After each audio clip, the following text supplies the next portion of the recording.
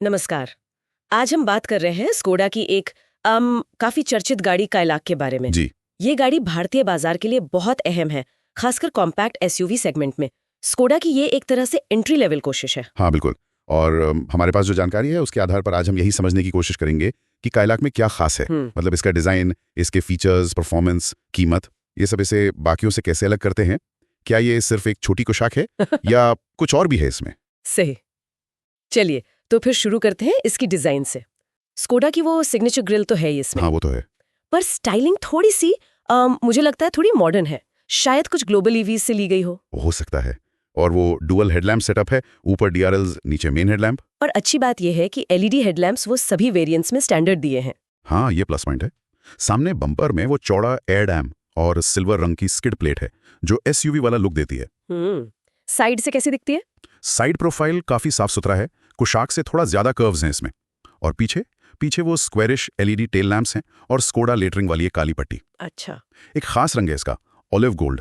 सुना है धूप में वाकई काफी अलग और अच्छा दिखता है। हाँ, मैंने भी सुना है। और 17 इंच के अलॉय व्हील्स हैं, रूफ रेल्स भी हैं, हालांकि वो फंक्शनल नहीं है शायद। नहीं, वो सिर्फ लुक के लिए हैं, पर हाँ, एसयूवी वाला फील पूरा करते हैं। अच्छा, अब डायमेंशंस की बात करें तो ये उसी MQB A0 आयन प्लेटफॉर्म पर है जिस पर कुशाक है, पर ये छोटी है। जी हाँ, प्लेटफॉर्म वही है, पर ये उसका थोड़ा छोटा वर्जन है। लंबाई 4 मीटर से कम रखी है, वो टैक्स बचाने के लिए। हाँ, वो तो है। पर दिलचस्प बात यह है कि व्हील बेस कुशाक से करीब 85 mm छोटा होने के बाद भी कैलाक असल में कुशाक से 23 mm ज्यादा चौड़ी है और 7 mm ऊंची भी। हाँ, तो मतलब लंबाई कम की पर चौड़ाई और ऊंचाई थोड़ी बढ़ा दी। हाँ, लगता है सब 4 मीटर के अंदर केबिन स्पेस को थोड़ा बेहतर करने की कोशिश की है। हालांकि पीछे की सीट पर इसका थोड़ा असर दिखता है, जिसकी बात हम करेंगे। ओके। और ग्राउंड क्लियरेंस 189 mm है, जो मतलब भारतीय सड़कों के हिसाब से ठीक है। ठीक है। तो ये तो हुई बाहर की बात। अंदर चलते हैं। अंदर का लेआउट कैसा है? सुना है काफी कुछ कुशाक जैसा ही है। हाँ, मोटे तौर पर लेआउट वैसा ही है। डैशबोर्ड, एसी वेंट्स, ये सब देखकर लगेगा कि हाँ, कुशाक में बैठे हैं। पर कुछ तो बदला होगा। बदला है। जैसे एसी वेंट्स अब थोड़े अलग, वो अष्टकोणीय शेप के हैं। डैशबोर्ड का ऊपर का हिस्सा थोड़ा नया डिजाइन किया है और टॉप मॉडल्स में वो ऑलिव ग्रीन रंग के रिसाइकल प्लास्टिक इंसर्ट्स दिए हैं। अच्छा, रिसाइकल प्लास्टिक, ये अच्छी बात है। जी। और स्क्रीन साइज 10 इंच की टच स्क्रीन है। इंटरफेस भी अपडेटेड है, wireless Apple CarPlay, Android auto सब चलता है। और इंस्ट्रूमेंट क्लस्टर? वो 8 इंच का डिजिटल है। और ये दोनों सिस्टम्स मतलब टच स्क्रीन और क्लस्टर काफी तेज हैं, रिस्पॉन्सिव हैं, हाई रेजोल्यूशन भी। चलो बढ़िया है। स्टीयरिंग व्हील कैसा है? वो 2 स्पोक वाला ही है? हाँ, 2 स्पोक वाला है, क्वालिटी अच्छी लगती है। पहुंच और झुकाव मतलब रीच और रेक दोनों के लिए एडजस्ट हो जाता है। और उस पर वो थोड़े उभरे हुए नॉल्ड डायल्स हैं कंट्रोल्स के लिए, जो इस्तेमाल में अच्छे लगते हैं। सीटें आरामदायक है? सीटें तो आरामदायक हैं, हाँ, सपोर्ट भी अच्छा देती हैं।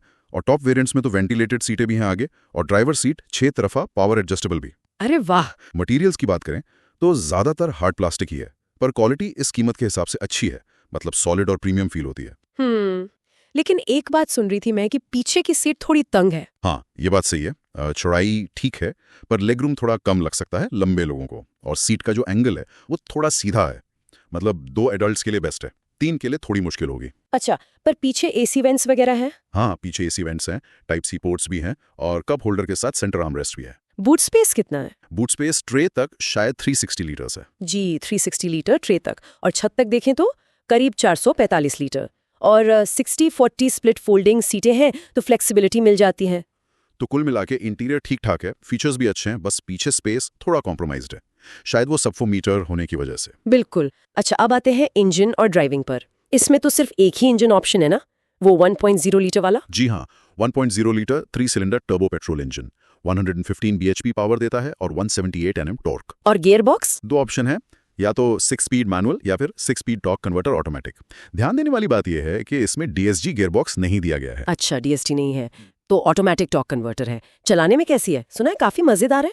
हाँ, चलाने में इसे काफी अच्छा बताया जा रहा है, मतलब ये सिर्फ शहर में चलाने वाली गाड़ी नहीं लगती। मजेदार से क्या मतलब है? तेज है या हैंडलिंग अच्छी है? दोनों ही कह सकते हैं। परफॉर्मेंस तो सॉलिड है, 1.0 लीटर के हिसाब से काफी दमदार है, हाईवे पर आराम से चलती है, कॉन्फिडेंस देती है। लेकिन जो असली मजा है वो इसकी हैंडलिंग में है। राइड बहुत संतुलित है, मतलब गड्ढों में आराम से निकल जाती है, ज्यादा उछाल नहीं है और बॉडी रोल भी बहुत कम है। अच्छा। हाँ, घुमावदार सड़कों पर चलाने में ये शायद सेगमेंट की सबसे आकर्षक गाड़ियों में से एक है। वो स्कोडा वाली ड्राइविंग फील इसमें भी है। ये सुनना तो काफी दिलचस्प है। अब आते हैं एक बहुत बहुत जरूरी पहलू पर, सेफ्टी। यहाँ काइलाक कैसा परफॉर्म करती है? यहाँ काइलाक चमकती है। इसे भारत एनकैप क्रैश टेस्ट में पूरे 5 स्टार मिले हैं। अडल्ट और चाइल्ड दोनों प्रोटेक्शन में। अरे वाह, 5 स्टार, ये तो बहुत बड़ी बात है। जी हाँ, बहुत बड़ी बात है। और सिर्फ टॉप मॉडल में नहीं, सभी वेरिएंट्स में 6 एयरबैग्स, ESC यानी इलेक्ट्रॉनिक स्टेबिलिटी कंट्रोल और ISO fix child seat mount standard है। ये कमाल है, मतलब बेस मॉडल से ही सेफ्टी पूरी है। बिल्कुल। और वो स्कोडा वाली बिल्ड क्वालिटी, वो दरवाजा बंद होने पर थर्ड की आवाज, वो सॉलिड जर्मन फील, वो सब बेस ट्रिम में भी मिलता है। तो सेफ्टी के मामले में तो कोई शिकायत नहीं। अब इसे बाजार के नजरिए से देखते हैं। ये स्कोडा के लिए एक तरह से एंट्री पॉइंट है ना? हाँ बिल्कुल। उनकी जो पहले 10 लाख से कम वाली गाड़ियां थी वो अब नहीं है, तो काइलाक अब वो जगह भर रही है। कीमत इसकी जब लॉन्च हुई थी तब 7,89,000 रुपए से शुरू थी। अब शायद थोड़ी बढ़ गई है। हाँ, थोड़ी बढ़ गई है। और टॉप मॉडल करीब 14,40,000 रुपए एक्स शोरूम तक जाता है। जी। और एक दिलचस्प विश्लेषण ये है कि ये गाड़ी लगभग 75% कीमत पर कुशाक की करीब 90% वैल्यू दे देती है। अच्छा, तो ये तो काफी आकर्षक बात हुई। हाँ, उन लोगों के लिए जो स्कोडा की इंजीनियरिंग और सेफ्टी चाहते हैं पर बजट थोड़ा कम है, उनके लिए ये एक अच्छा ऑप्शन बन जाता है। और ये सीधे सीधे कॉम्पैक्ट यूवी सेगमेंट में उतरती है, जो भारत के कार बाजार का मतलब बहुत बड़ा हिस्सा है। इसका जो बेस क्लासिक वेरिएंट है, उसे कई लोग बहुत वैल्यू फॉर मनी मान रहे हैं। अच्छी बिल्ड, अच्छी राइड, पूरी सेफ्टी, भले ही उसमें DRLs, ऑडियो सिस्टम जैसे कुछ फीचर्स ना हो, पर असासियत बहुत मजबूत है। पंच या मैग्नाइट जैसी गाड़ियों से सीधी टक्कर। लेकिन टॉप वेरिएंट्स में भी कुछ चीजें मिसिंग हैं, जैसे मैंने सुना 360 डिग्री कैमरा नहीं है। हाँ, नहीं है।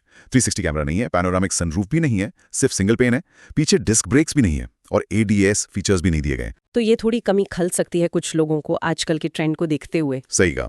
और यही शायद स्कोडा का थोड़ा अलग नजरिया दिखता है। उन्होंने फीचर की लंबी लिस्ट के बजाय गाड़ी के जो कोर पहलू हैं, build quality, safety, driving dynamics, उन पर ज्यादा फोकस किया है। वैसे एक छोटी सी जानकारी, कहते हैं काइलाफ्रक नाम संस्कृत के शब्द कयाश से आया है, जिसका मतलब होता है क्रिस्टल। अच्छा, क्रिस्टल। चलिए, तो कुल मिलाकर देखें तो काइलाक एक बहुत सॉलिड पैकेज लगती है। अच्छी तरह से बनी हुई, बेहद सुरक्षित और चलाने में मजेदार कॉम्पैक्ट SUV।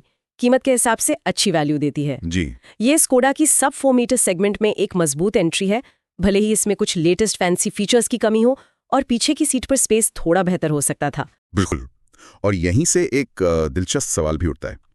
काइलाक का इन बुनियादी चीज़ों मतलब बिल्ड, सेफ्टी, ड्राइविंग पर इतना जोर देना और ADAS या 360 कैमरे जैसी जो आजकल ट्रेंडिंग सुविधाएं हैं, उन्हें छोड़ देना, ये क्या बताता है? क्या भारतीय कॉम्पैक्ट SUV खरीदार अब बदल रहे हैं? क्या वो सिर्फ फीचर्स की लिस्ट से आगे बढ़कर गाड़ी के मूल गुणों को ज्यादा महत्व देने लगे हैं? या फिर ये स्कोडा का एक कैलकुलेटेड रिस्क है इस बेहद कॉम्पिटिटिव मार्केट में?